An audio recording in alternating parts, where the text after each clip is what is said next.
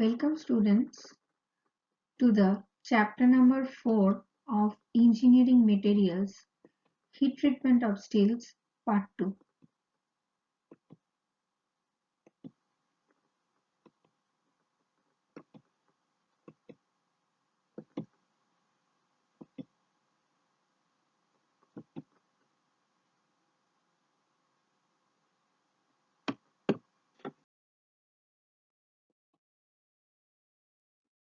The various heat treatment processes are annealing, normalizing, hardening, tempering, mud tempering, and ostempering.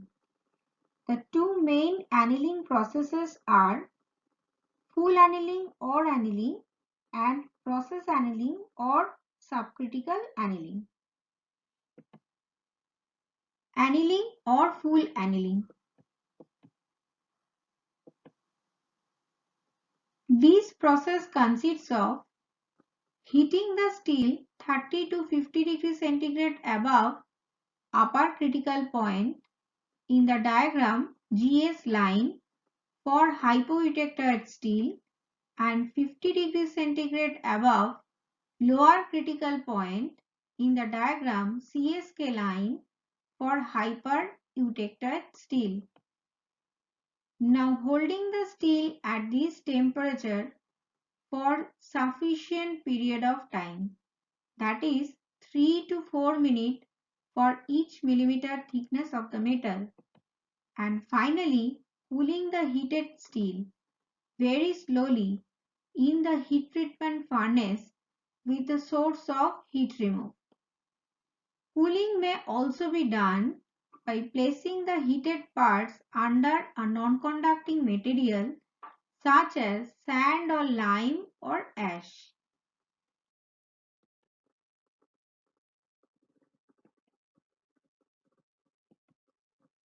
The advantages of this process are: soften a hard piece of metal,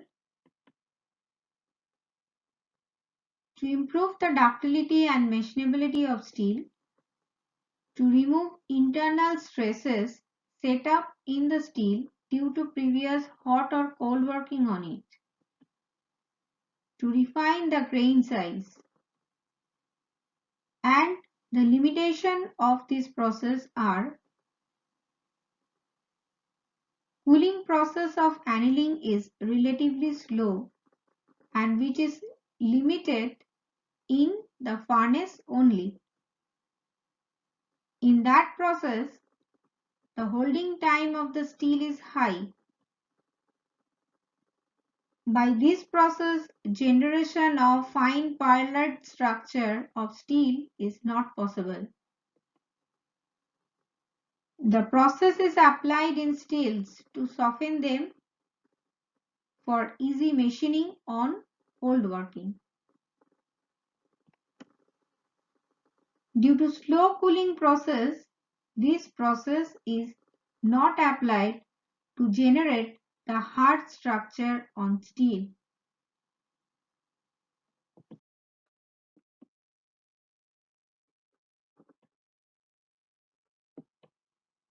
Applications are bolts and nuts, shafts, end of metal stamp sets, cutting saw blades, surgical instruments, fixture elements.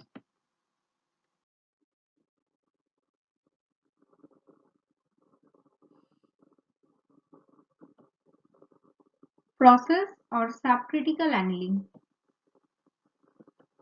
The process involves heating the steel below lower critical point, usually 500 degrees centigrade to 700 degrees centigrade, both for hypo and hypereutectoid steel. Holding the steel at this temperature for sufficient period of time. Finally cooling the heated steel slowly in still air. The advantages of this process are: the process increases ductility and plasticity.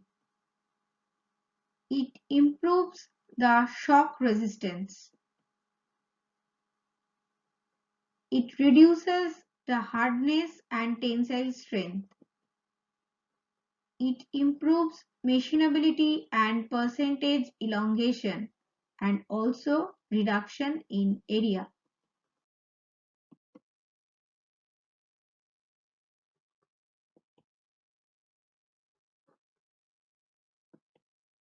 The limitations of process or subcritical annealing are: it is not applicable for high temperature annealing. The process cannot be done very fast. It is only applicable for subcritical annealing. The applications involve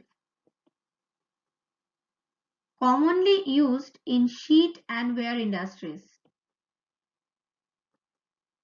It is used for relieving the internal stresses previously set up on the metal and also for increasing the machinability of steel.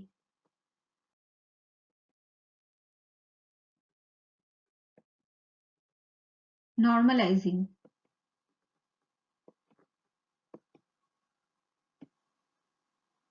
The process consists of heating the steel 40 to 50 degrees centigrade above upper critical point, that is GS line in the diagram for hypoeutectoid steel, and 40 to 50 degrees centigrade above upper critical point, that is AC line for hypereutectoid steel. Holding the steel at this temperature for about 15 minutes and finally cooling the heated part of steel in the air. The advantages related to normalizing are: internal stresses are removed which are set up in the steel due to previous hot or cold working on it. The grain size are refined, so the brittleness is reduced. Machinability improved. The dislocations removed which are caused in the steel during the hot working on it.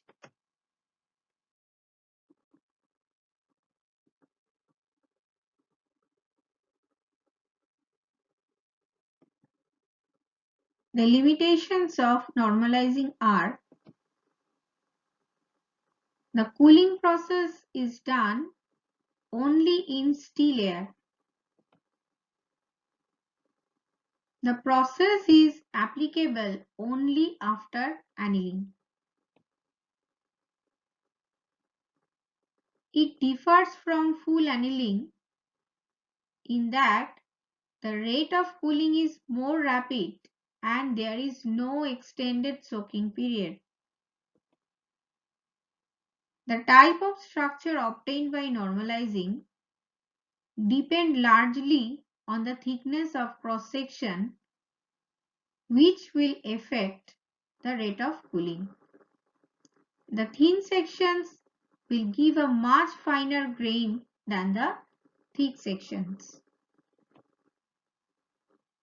The applications are: it is frequently applied for casting and forgings, etc. The alloy steels can also be normalized, but they should be held for at least 2 hours at a specified temperature and then can cool in the furnace.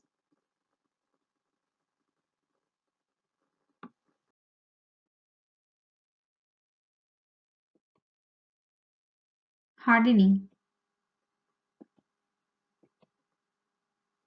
The process consists of heating the steel part 30 to 50 degrees centigrade above upper critical point, that is GS line in the diagram, for hypoeutectoid steel, and 30 to 50 degrees centigrade above upper critical point, that is PSK line in the diagram for hypereutected steel.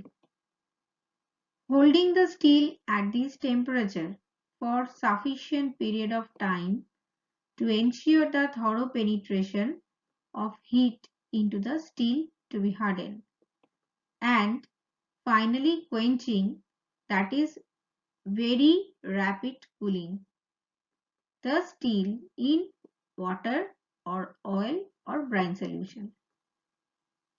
The hardness produced in the steel is due to the formation of martensite when the steel is cooled very rapidly.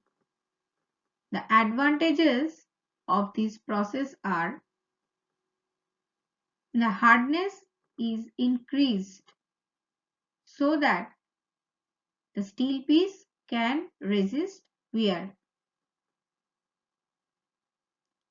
It enables the steel to cut other metal. The magnetic properties are improved for converting the steel into permanent magnet.